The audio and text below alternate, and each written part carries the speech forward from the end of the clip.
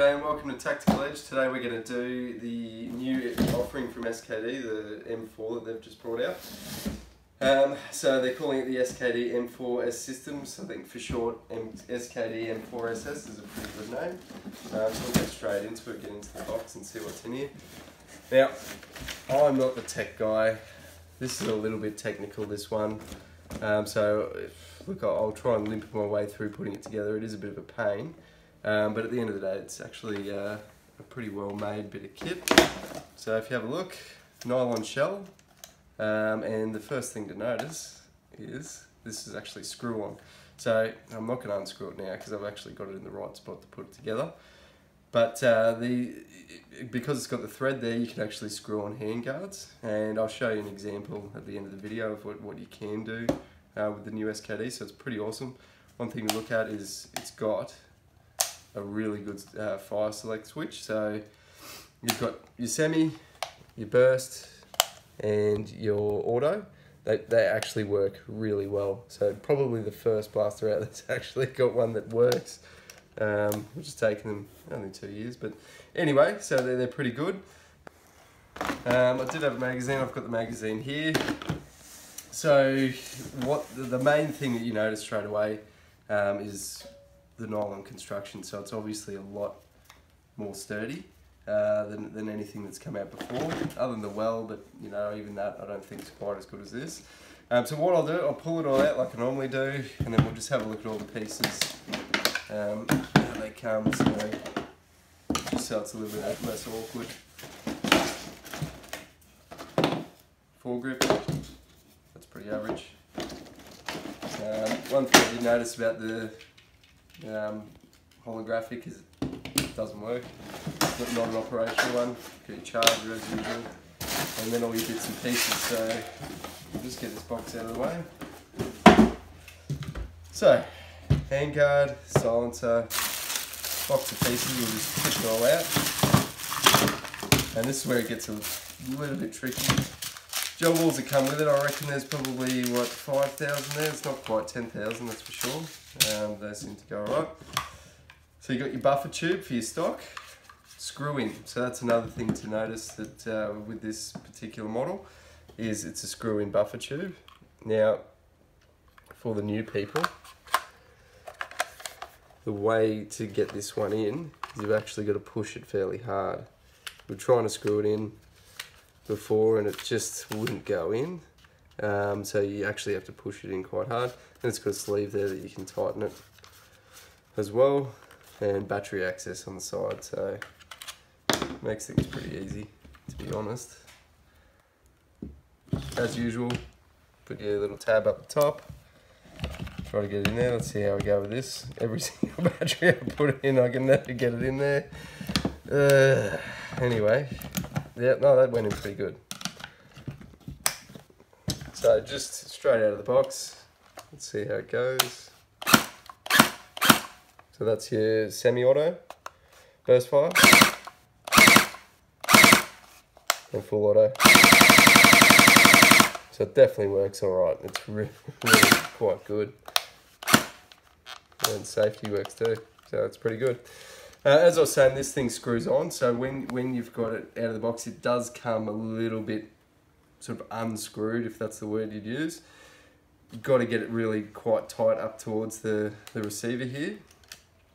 So the first thing to do would be to put the barrel on. Now, just so you know as well, once you get it through, if I'm not semi-retarded, there's a little, I don't know if you can see it in the camera there, there's a little sort of knob there that will fit, and you've just got to push it down and twist it and it'll be locked into place. So that's just putting the barrel in. Then the next step is to put the handguard on. Now again, you've got to get the tabs in the right place to get it on, and then you do it. Now it doesn't matter if it's a little bit loose, okay, and I'll show you why. Because there's actually a bit of a system that goes in place on this one. It's a little bit different to what we've seen before, and this is where it gets a touch tricky for the new people who are sort of putting these things together.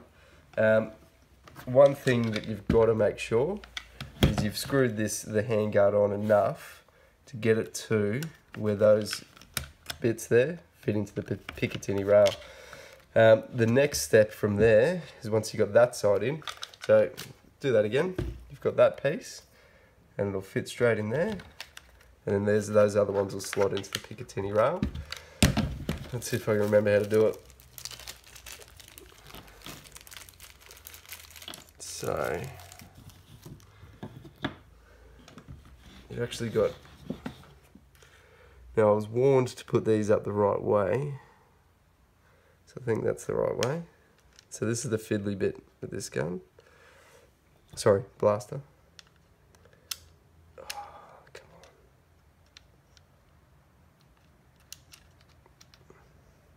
My fingers are too fat. Oh,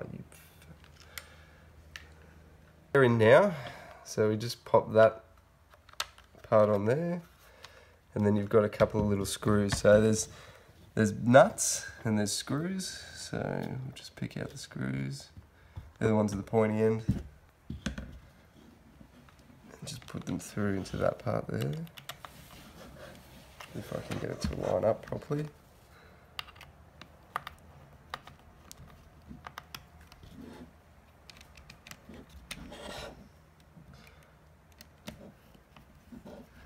If you like doing this sort of stuff, it's definitely a good blaster for you.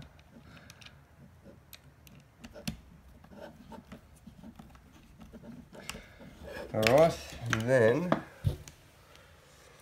so there's an end with a tapered part at the end, so the rounded bit.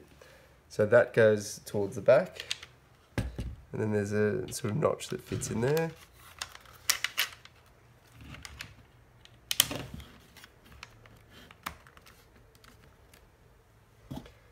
Okay, and then you put your bolts in the top.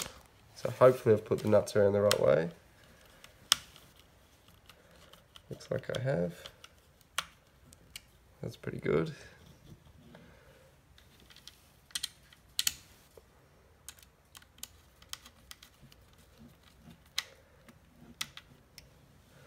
I can't believe I'm actually going to pull it off.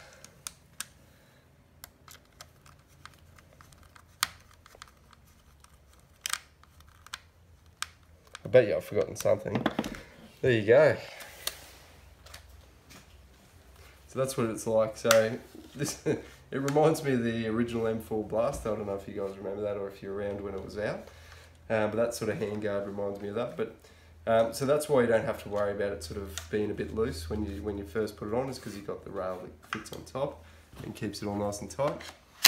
Now these mags, they're a little bit different to what SKD and STD usually bring out.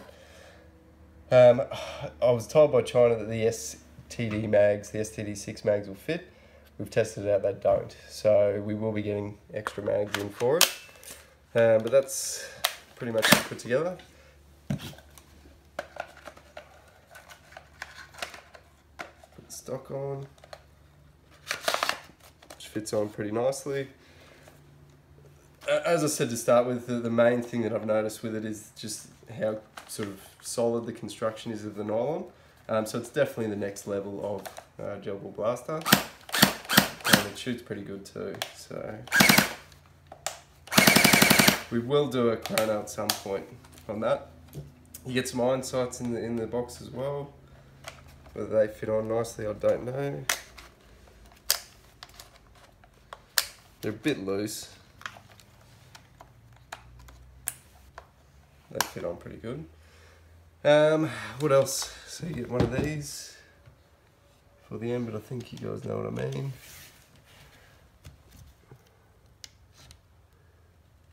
That just fits in there. So that's for your sling mount. And I guess you'd call that a suppressor. That screws on there.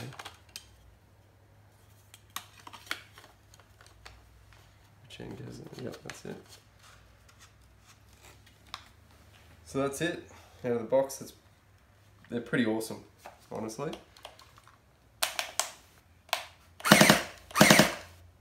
I love that burst fire, that's pretty cool. Obviously it's got a full grip, you can sort of dress it up however you want, but in general that's how it comes.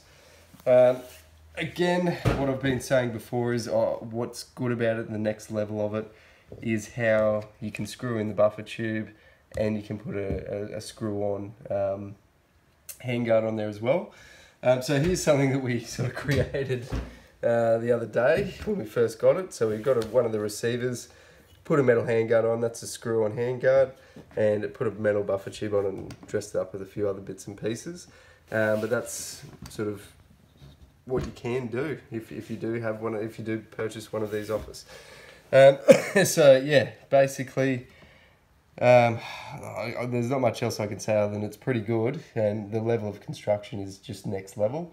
I personally put this ahead of the well.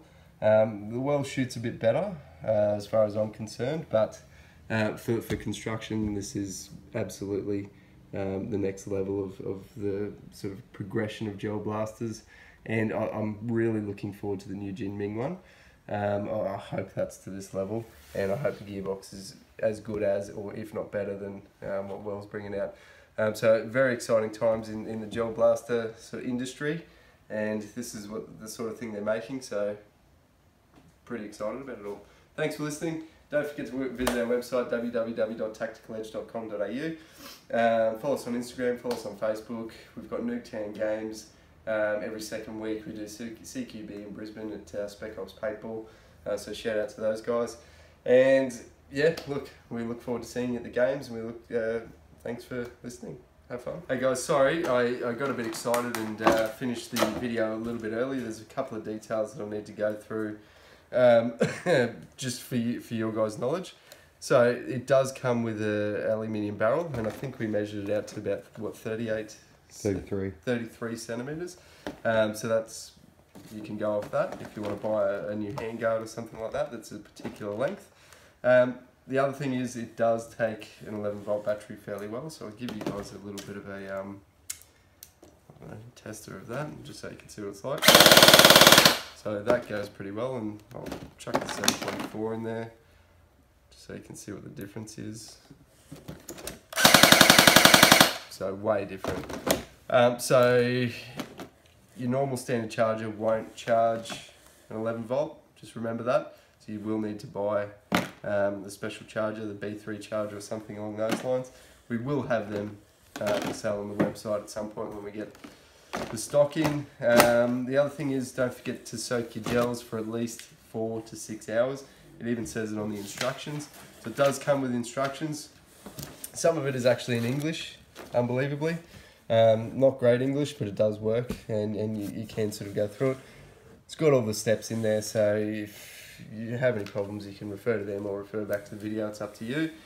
It doesn't like milky gels for some reason. We seem to find that the orange and the, well, any coloured one seems to work a little bit better than the milkies. I don't know, it might be they're too small or something along those lines. As I said before, I'm not a tech guy, so I just do the videos. Anyway, thanks for listening. Cheers.